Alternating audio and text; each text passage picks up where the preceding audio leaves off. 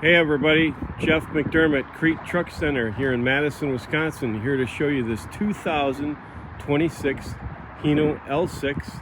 It's 26,000 GVW, which is non-CDL. Just take a walk around. You see it's got a 90-gallon fuel tank. It's got a Cummins ISP 260 horsepower engine.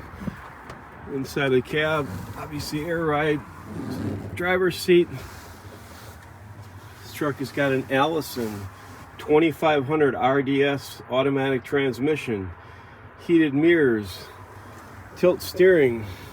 It's got a dump valve for the air ride suspension. Take a step back here. See, there's tons of storage, lots of room. This truck has got a 271-inch wheelbase that would be set up for a 26-foot van body. We can put a flatbed, work body, rollback, whatever your needs call for. We can lengthen, shorten the wheelbase.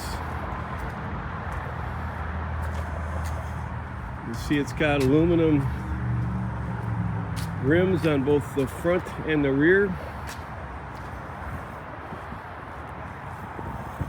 Got heated motorized chrome mirrors, chrome bumper, chrome grille.